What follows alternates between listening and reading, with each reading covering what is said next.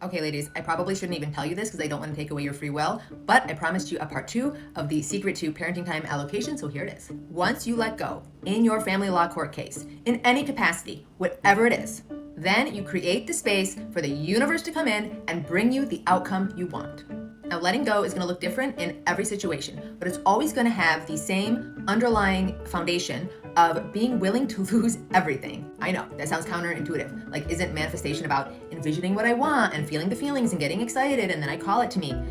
That's part of it. But we live in an infinite universe. All eventualities are possible. So when we try to stamp one out and saying, no, I don't want this, that can't happen, that energetically is actually calling that to us and limiting us. Now, the specifics of letting go are going to look different in every situation. And if you want to discuss your specific situation with me, then book a one-on-one coaching session in the link below. For now, suffice it to say that it doesn't mean rolling over. It doesn't mean giving away the farm. But what it does mean is that once you figure out what letting go looks like for you and you apply maximum effort in that direction, and this is probably not what you're thinking it is right now. So again, I would highly recommend a one-on-one session. We can probably get you there in one session.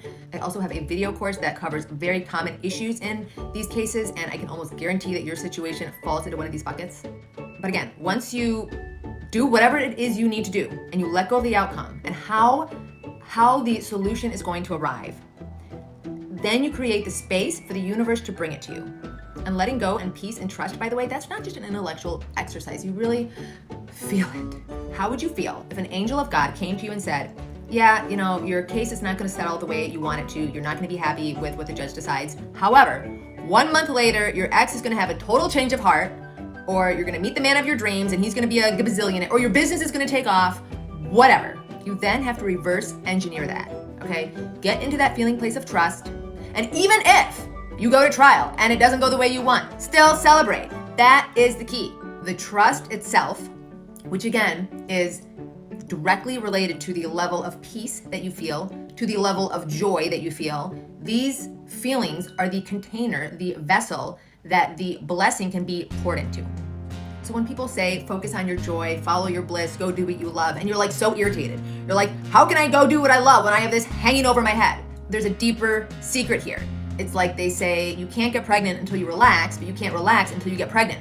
But guess what? You have to relax first. That is the one thing you have control over. I mean, yes, obviously in that scenario, you can go to the fertility doctor, you can make love like crazy, whatever. But the actual conception, you cannot control. But the relaxation part, you can, okay? And this is where imagination comes in. This is where you envision what it would feel like, holding that new baby, or getting the positive pregnancy test result, whatever it is. And not just visualize it, but the relief, right? Like that in and of itself. And again, you're not saying that you're envisioning it to get the outcome.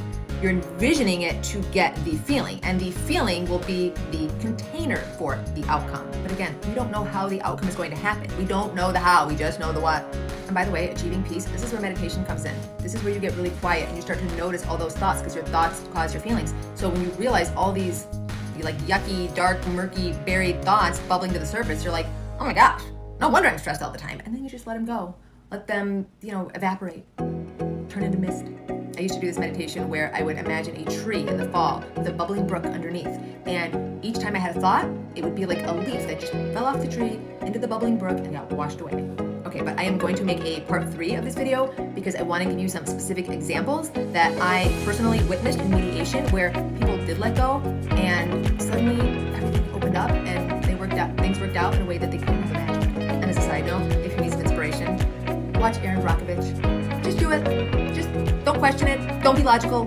Just do it. All right, ladies, I love you. If you want to go deeper and get more specific about your unique situation, you can head on over to thebookofyou.life. I have one-on-one coaching packages, one-time sessions.